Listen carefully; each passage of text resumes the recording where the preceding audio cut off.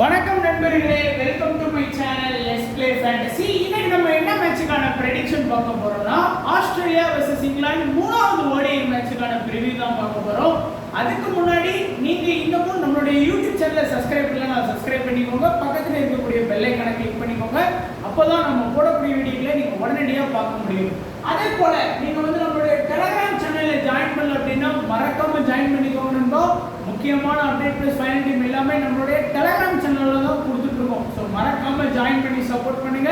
Link description பாக்ஸ்ல இருக்கு. சரியான லிங்க் மூலமா ஜாயின் பண்ணிக்கோங்க. நிறைய ஃபேக்கான சேனல்ஸ் இருக்காங்க. ஸோ பி அவேர்னஸ்ஸா தெரிஞ்சுக்கோங்க. அண்ட் நீங்க இது வரைக்கும் ஃபோக்கஸ் லெவல் ஆப் ஜாயின் பண்ணல அப்படின்னா மறக்காம ஜாயின் பண்ணிக்கோங்க. ஃபோக்கஸ் லெவல்ல நீங்க என்னென்ன ஃபியூச்சர் எதிர்பார்க்கீங்களோ ஒரு ஃபேண்டசி ஆப்ல இருந்து அந்தந்த ஃபியூச்சர் உங்களுக்காகவே கொடுத்துருக்காங்க அப்படின்னு சொல்லலாம். அதாவது குறிப்பா இதுல வந்து பாத்தீங்கன்னா 6 பிளேயர் மட்டுமே செலக்ட் பண்ணி வின் பண்ணக்கூடிய மெத்தட் இருக்கு. அதாவது 5+1 அப்படிங்கிற ஒரு ஃபேண்டசி மோட் அவைலபிளா இருக்கு. நீங்க நார்மலா விளையாடக்கூடிய 10+1 இருக்கு, நீங்க 7+4 இருக்கு, 5+1 இருக்கு. இந்த 5+1ங்கிறது ஓனா டீம் போடக்கூடியவங்க வெறும் 6 பிளேயர் செலக்ட் பண்ணி அதுல கேப்டன் வைஸ் கேப்டன் கொடுத்து ஈஸியா வின் பண்ணலாம். அது போக நீங்க எதிர்பார்த்த ஜிஎஸ்டி ஃப்ரீ டிடிஎஸும் உங்களுக்கு வந்து ஃப்ரீயா தான் கொடுக்குறாங்க. ஸோ ஏன் வெயிட் பண்றீங்க? லிங்க் வந்து டிஸ்கிரிப்ஷன்ல இருக்கு, கிளிக் பண்ணி ஜாயின் பண்ணிக்கோங்க. ஒரு டைம் ஆப்பை விசிட் பண்ணி பாருங்க, எப்படிலாம் இருக்கு அப்படின்னு பாருங்க. அதுக்கப்புறம் நீங்க ப்ளே பண்ணாலும் உங்களுடைய கையில இருக்கு. ஸோ பிச் ரிப்போர்ட் நம்ம பெருசா உத்து நோக்கி பார்க்கறதுல இந்த மாதிரி சீரீஸ்லாம் ஏதோ ஒரு இன்டர்நேஷனல் ஆர் ஒரு T20 நல்ல சீரீஸ் வந்தா கூட நம்ம பார்க்கலாம். பட் இந்த மாதிரி ஓடிஐ சீரீஸ்க்கு நம்ம பெருசா வந்து பிச் ரிப்போர்ட்டுக்குள்ள இறங்கி ஆராயணும்லாம் அவசியமே இல்லை. அண்ட் ஓவராலா பாத்தீங்க அப்படின்னா இந்த பிச்சில் இன்டர்நேஷனல் மேட்ச் அப்படிங்கிறது கொஞ்சம் கம்மியாக தான் நடந்திருக்கு. ஓவராலா நமக்கு பாத்தீங்கன்னா 19 மேட்ச், அதுல பேட்டிங் ஃபர்ஸ்ட் 8 மேட்ச் வின் பண்ணியிருக்காங்க, பேட்டிங் செகண்ட் 11 டைம் வந்து வின் பண்ணியிருக்காங்க. 0ல இருந்து 200க்குள்ள 10 இன்னிங்ஸும், 200க்கு 249ல 4 இன்னிங்ஸும், 250க்கு 299ல 14 இன்னிங்ஸும், 300+ வந்து 10 இன்னிங்ஸ் ஸ்கோர் பண்ணியிருக்காங்க. High score Sri Lanka 338, low score England வந்து 99க்கு ஆல் அவுட் ஆயிருக்காங்க. இந்த மேட்ச்ல 250க்கு 270 நீங்க ஒரு தோராயமான ஸ்கோரை எதிர்பார்க்கலாம். சோ ஃபர்ஸ்ட் ஆஸ்திரேலியாவை பொறுத்த வரைக்கும் நம்ம வந்து பார்த்துடலாம்.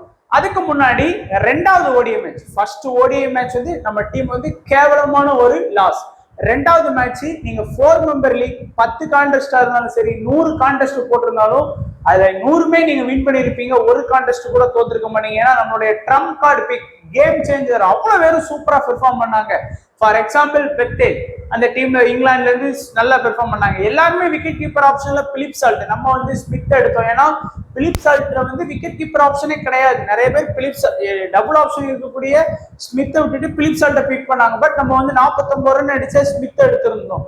அது ஒரு அட்வான்டேஜ். பொட்ஸ் ஒரு நல்ல ஒரு அட்வான்டேஜ். ஸோ இங்கிலாந்துல உள்ள பிளேயர்ஸ் எல்லாருமே நமக்கு நல்ல பெஸ்ட் பாயிண்ட் வாங்கி கொடுத்தாங்க. அதே மாதிரி நம்ம இது வந்து ஆஸ்திரேலியா பிளேயர்ஸும் நம்ம எதிர்பார்த்த மாதிரி நல்லாவே ஸ்கோர் பண்ணி கொடுத்தாங்க. ரெண்டாவது மேட்ச் வந்து அல்ட்ரா கிளீன் ஷீட் வந்து நம்ம வின் பண்ணியிருக்கோம். ஸோ இப்போ ஃபார் எக்ஸாம்பிள் ஒரு சின்ன கால்குலேட் பண்ணி காமிக்கிறோம் உங்களுக்கு. ஃபர்ஸ்ட் மேட்ச் ஒரு 12 ரூபா இன்வெஸ்ட் பண்ணிருக்கீங்க அந்த 4 மெம்பர் லீக்ல, வின் பண்ணா 40 ரூபா கிடைக்கும் அப்படின்னா நீங்க வந்து தோத்திருப்பீங்க. ரெண்டாவது மேட்ச் 12 ரூபா இன்வெஸ்ட் பண்ணி அந்த 40 ரூபா எடுத்திருப்பீங்க. ஸோ டோட்டல் இன்வெஸ்ட்மெண்ட்டே பாத்தீங்கன்னா நீங்க வந்து 24. ஆனா இப்போதைக்கு 40 ரூபா நீங்க ஈஸியா வின் பண்ணிட்டீங்க. அப்படிங்கும் போது இன்னமும் வந்து பாத்தீங்கன்னா இதுக்கு தான் இந்த 4 மெம்பர் லீக் விளாடணும்னு சொல்றேன். இன்னும் 2 மேட்சுக்கு உங்களுடைய வின்னிங் அமௌண்ட்டை வச்சு நீங்க விளாடலாம். அதனால 4 மெம்பர் லீக் மட்டும் பிளே பண்ணுங்க. நீங்க ஹெட் டு ஹெட் பிளே பண்ணிருந்தீங்க அப்படின்னா ப்ராஃபிட்டே வராது. அதனால தயவு செஞ்சு 4 மெம்பர் லீக் விளையாடுங்க. ரிஸ்கா டீம் போர்டு கத்துக்கோங்க, அவ்வளவுதான் நண்பா. சோ ஃபர்ஸ்ட் நம்ம இப்போ வந்து பாத்தீங்கன்னா டைரக்டா வந்து ப்ரெடிக்ஷன் பார்த்தரலாம். ஆஸ்திரேலியா 2 மேட்சுமே வின்னிங். ஸோ அது வந்து ரொம்ப முக்கியம். ஏன்னா இங்கிலாந்தால ஆஸ்திரேலியா முன்னாடி நிற்க முடியல. இங்கிலாந்து வந்து பெருசா அவங்களோட டீம் இல்லை, இருந்தாலும் எல்லாம் புது பிளேயர்ஸ். இந்த 100 லீக்ல யாரெல்லாம் நல்லா பெர்ஃபார்ம் பண்ணாங்களோ அவங்களுக்கு வாய்ப்பு கொடுக்குறாங்க. ஆஸ்திரேலியாவும் அப்படிதான் ஓரளவுக்கு ஃபுல்லா ஆல்ரவுண்டர்ஸ் டீமா வந்து பாத்தீங்கன்னா இறக்கிருக்காங்க அப்படின்னு நான் சொல்லணும். பாருங்க, Head, Short, Mitchell Marsh, Steven Smith, Labuschagne, Alex Carey, Maxwell, Aaron Hardie 8 பேருக்கிட்டயுமே ப்ராப்பரான ஒரு பேட்டிங் ஆப்ஷன் இருக்கு. ஆஸ்திரேலியால 3 பேர் தான் ப்ராப்பரான bowling option. Zampa, Starc, Hazlewood 3 பேர் தான் ப்ராப்பரான பவுலிங் ஆப்ஷன்ல இருக்காங்க.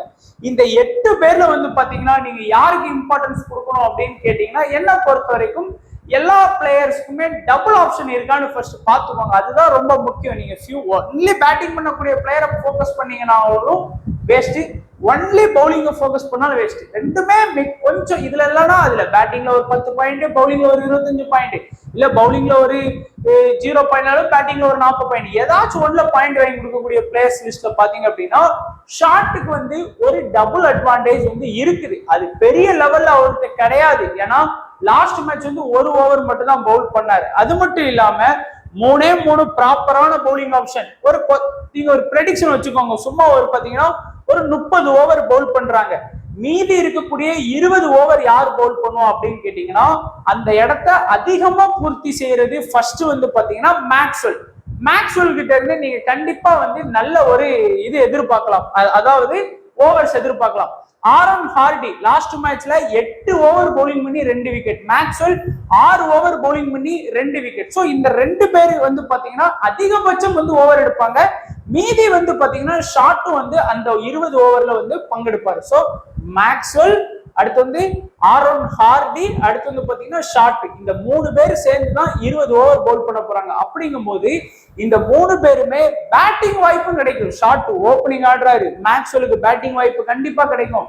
ஆரோன் ஹார்டிக்கு வந்து கொஞ்சம் வேணா பேட்டிங் வாய்ப்பு கிடைக்கலாம், கிடைக்காம போகலாம். அப்படிங்கும் போது இந்த 3 டபுள் ஆப்ஷன் இருக்கக்கூடிய பிளேயர்ஸுமே நீங்க உங்களுடைய டீம்ல வந்து எடுக்கிறதுல எந்த ஒரு பிரச்சனையும் கிடையாதுங்கிறது என்னுடைய கருத்து.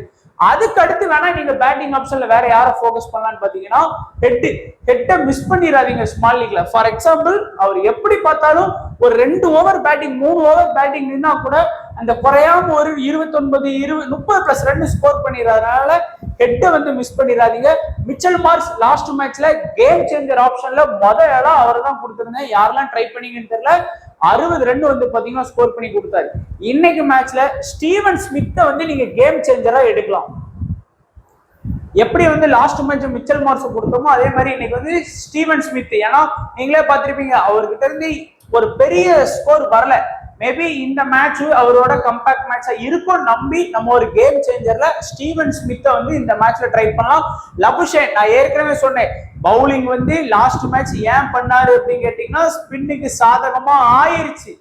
அவங்க வந்து பாத்தீங்கன்னா எதிர்பாராத விதமா நல்ல ஸ்பின்னுக்கு வந்து சப்போர்ட் கிடைச்சதுனால லபுஷேன் கொடுத்தாங்க. ஆனா இந்த மேட்ச் அப்படி இருக்காதுன்னு சொல்லி நம்ம சொன்னோம். அதே மாதிரி லபுஷேன் வந்து பெருசா நம்ம இது கொடுக்கல, இம்பார்ட்டன்ஸ் கொடுக்கல. ஆனாலும் பாத்தீங்கன்னா வெறும் 19 ரன் தான் அடிச்சாரு, பவுலிங் ஆப்ஷன் எல்லாம் கிடைக்கல. அதனால அவரை பாத்தீங்கன்னா அலெக்ஸ் கேரி மேட்ச் நான் எடுத்தேன் என் ஃபேண்டசி டீம்ல. அன்னைக்கு இப்படி ஒரு 74 ரன் அடிச்சிருந்தா அன்னைக்கு வின் பண்ணி இருந்திருப்பேன். இன்னைக்கு பாருங்க 74 ரன் அடிக்காரு, செலக்டட் பெர்சன்டேஜ் கம்மி. ஆனா இன்னைக்கு மேட்ச்ல 3வது ஓடிஐல எல்லாருமே அலெக்ஸ் கேரி எடுப்பாங்க. ஏன்னு பாத்தீங்கன்னா 74 ரன் ஸ்கோர் பண்ணிட்டாரு. ஆனா அலெக்ஸ் கேரிட்ட இன்னொரு பெரிய டிஸ்அட்வான்டேஜ் என்னன்னா திடீர்னு வந்து பாத்தீங்கன்னா பேட்டிங் வாய்ப்பே கிடைக்காம போயிடும். திடீர்னு மேக்ஸ்வெல் வந்து முன்னாடி ப்ரொமோட் பண்ணி ஆடிட்டார் அப்படின்னா அவருக்கு பேட்டிங் வாய்ப்பே கிடைக்காம போயிடும் சில மேட்ச். அதனால மேட்ச் அப்படிதான் போச்சு.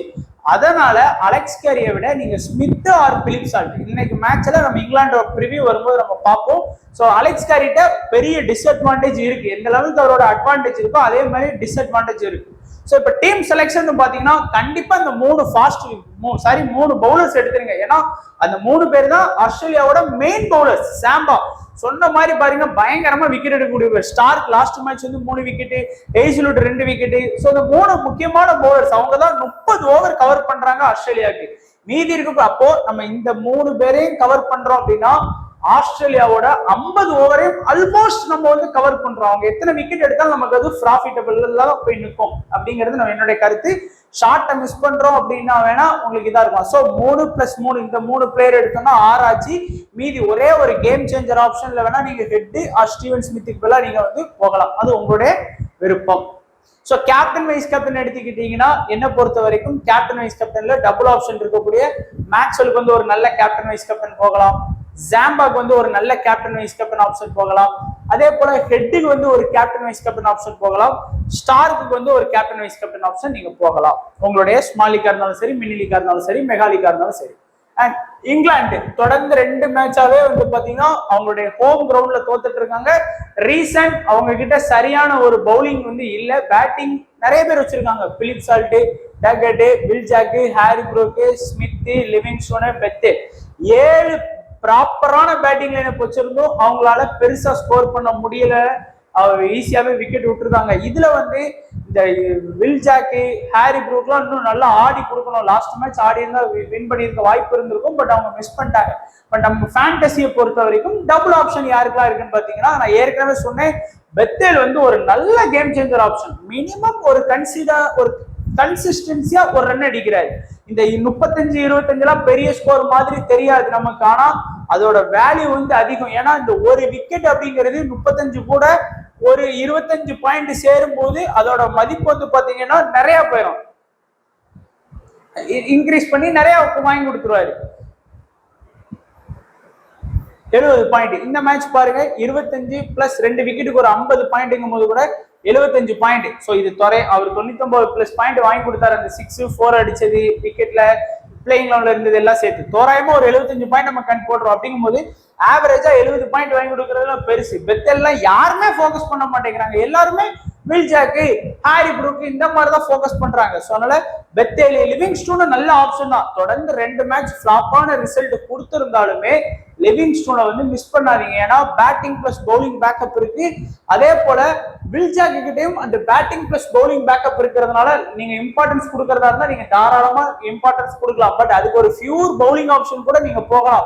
ஸ்டோனு, கார்ஸ், அடுத்து ரஸ்கின், அடுத்து பொட்ஸ், இந்த 4 பேர்ல இருந்து கூட நீங்க யாரையாச்சும் ட்ரை பண்ணலாம். லாஸ்ட் மேட்ச் நம்ம பொட்ஸ் ப்ரிப்பேர் பண்ணோம், நல்லாவே 2 விக்கெட் வந்து பாத்தீங்கன்னா எடுத்து கொடுத்தாரு. மத்தபடி வந்து ரஸ்கின் வந்து மெயின் ஸ்பின்னர் ஆப்ஷன்ல இருக்காரு, அவர் மட்டும்தான் மெயின் ஸ்பின்னர் ஆப்ஷன்ல இருக்காரு, 2 விக்கெட். கார்ஸ் 3 விக்கெட், ஸ்டோன்ஸ் வந்து பாத்தீங்கன்னா 1 விக்கெட் எடுத்து கொடுத்தாங்க. சோ இந்த 4 பேர்ல நீங்க ஏதாச்சும் 2 பேரை கூட நீங்க தாராளமா ப்ரிப்பேர் பண்ணலாம். அப்படி 2 பேரை ப்ரிப்பேர் பண்ணீங்கன்னா வில் ஜாக் வந்து உங்களுக்கு தேவையில்லை. ஒருத்தர தான் ப்ரிப்பேர் பண்றீங்கன்னா வில் ஜாக் வந்து எடுத்துக்கோங்க. அண்ட் இன்னைக்கு மேட்ச்ல பிலிப் சால்ட் வந்து உங்களுக்கு ஒரு கண்டிப்பா கேம் சேஞ்சர். குறையாம பாத்தீங்கன்னா 40 to 50 ரன். சோ ரிஸ்க் எடுக்கக்கூடிய விருப்பம் உள்ள நண்பர்கள் இன்னைக்கு வந்து பிலிப் சால்ட்டை வச்சு நீங்க தாராளமா ரிஸ்க் எடுத்து பாருங்க. பட் ஒர்க் ஆகலன்னா என்ன எதுவும் சொல்லக்கூடாது, ஒரு சின்ன ரிஸ்க் தான். ஆனா அதுக்கு பேர்ல நீங்க ஸ்மித்து கூட நல்ல ஒரு ஆப்ஷனல் தான். ஏன்னா 2 பேர்ல யாராச்சும் ஒருத்தர் தான் எடுக்க போறாங்க நிறைய பேர். ஒன்னு அலெக்ஸ் கேரி, இல்லைன்னா பிலிப் சால்ட். ஆனா என்ன பொறுத்த வரைக்கும் Smith safe, wicket keeper plus batting. ஆனா இன்னைக்கு மேட்ச்ல கேம் சேஞ்சர் ஆப்ஷனா இருக்கிறதுக்கு பிலிப் சால்ட்டுக்கு நிறைய பாசிபிலிட்டி இருக்கிறதுனால அவரை சொல்றேன். சோ கேப்டன் வைஸ் கேப்டன் பாத்தீங்கன்னா லிவிங்ஸ்டோனுக்கு ஒரு கேப்டன் வைஸ் கேப்டன் கொடுங்க, பெத்தேலுக்கு ஒரு கேப்டன் வைஸ் கேப்டன் கொடுங்க, ரஸ்கின்க்கு ஒரு கேப்டன் வைஸ் கேப்டன் கொடுங்க. இன்னைக்கு மேட்ச்ல பிலிப் சால்ட்டுக்கு வந்து ஒரு கேப்டன் வைஸ் கேப்டன் நீங்க வந்து எதிர்பார்க்கலாம். சோ இந்த 4 பேரையுமே கேப்டன் வைஸ் கேப்டன்ல ஃபோக்கஸ் பண்ணிக்கோங்க. அண்ட் இப்போ வந்து நம்மளுடைய சேஃபான ஸ்மால் லீக் டீம் பாருங்க. ஆஸ்திரேலியாவை பொறுத்த வரைக்கும் Head, Steven Smith, Maxwell, Short, Zampa, Starc, Hazlewood. இந்த இடத்துல வந்து ஆரோன் ஹார்டி.